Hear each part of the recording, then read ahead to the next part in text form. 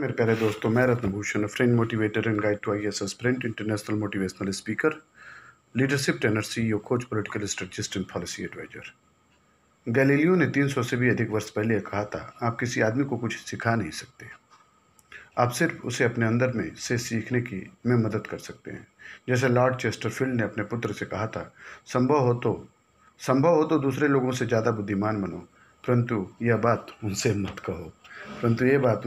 सुकरात ने एथेंस में अपने अनुयायियों से बार बार कहा था, मैं केवल एक ही बात जानता हूँ, और वो कि मैं कुछ नहीं जानता।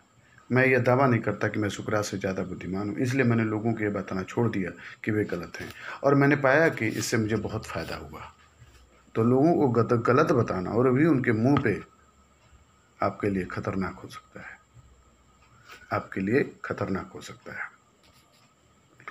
तो मेरे दोस्तों, आज जो न्यूज़ शेयर कर रहा हूँ उसका जो सोर्स है दैनिक जागरण और नवभारत टाइम्स। डेमोक्रेटिक पार्टी की तरफ से कमला हैरिस उपराष्ट्रपति पद की प्रत्याशी। अमेरिकी राष्ट्रपति चुनाव में पार्टी उम्मीदवार जो बिडेन ने किया ऐलान।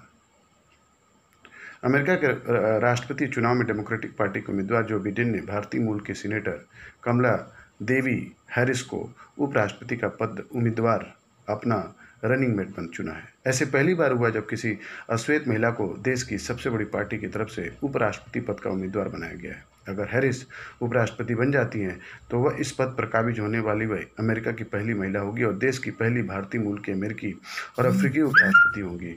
55 वर्षीय कमला हैरिस के पिता अफ्रीकी और माँ भारतीय हैं। वह अमेरिका के कैलिफोर्निया से सीनेटर हैं। पूर्व राष्ट्रपति बैराक ओबामा हैरिस को अक्सर पथ प्रदर्शक बताते रहे हैं।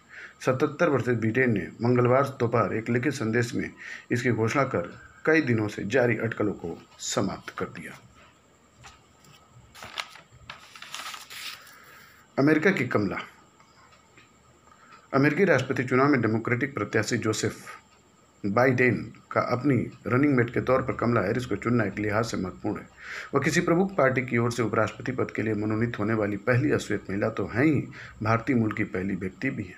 कमला हैरिस के पिता डोनाल्ड हैरिस जमैका से और मां श्यामला गोपालन भारत के तमिलनाडु से हैं। आज की तारीख में हैरिस की ये दोनों पहचानें काफ़ी महत्वपूर्ण मानी जा रही हैं। कहा जा रहा है कि इससे उन्हें उपेक्षित उत्पीड़ित अमेरिकी नागरिक समूहों से जुड़ने में, उनकी तकलीफ़ों, उनके संघर्षों को समझने में मदद मिलेगी, मगर उनकी उम्मीदवारी को अहमियत दिलाने में इन पहचानों से ज़्यादा बड़ी भूमिका अब तक किए गए उनके कार्यों की मानी जा रही है। पिछले साल अश्वेत अस्मिता के प्रतीक पुरुष मार्टिन लूथर किंग की जन्मदिन के मौके पर उन्होंने राष्ट्रपति पद के लिए अपनी उम्मीदवारी घोषित की थी।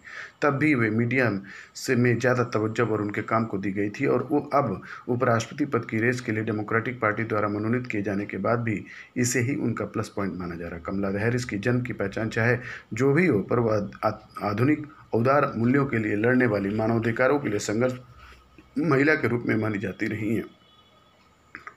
2016 में सीनेटर चुने जाने से पहले वो कैलिफोर्निया की अटॉर्नी जनरल थी।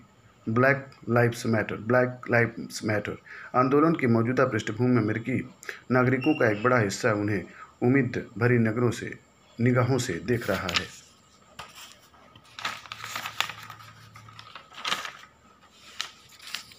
महिलाओं को सशक्त करने के लिए नीता अंबानी और इवांका एक साथ।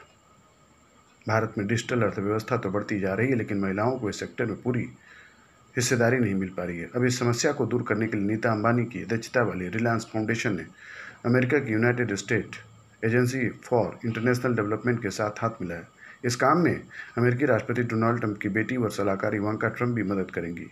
इसको लेकर वाशिंगटन में एक कार्यक्रम का आयोजन किया गया, जिसमें इवांका मुख्य अतिथि के रूप में कार्यक्रम में मौजूद रही। नीता अंबानी ने मुंबई से वर्चुअल तरीके से कार्यक्रम में शिरकत की। राष्ट्रपति ट्रंप ने 2019 में दुनिया भर में महिलाओं को आर्थिक रूप से सशक्त करने के लिए विमेंस ग्लोबल डेवलपमेंट प्रॉस्पेरिटी को लॉन्च किया था।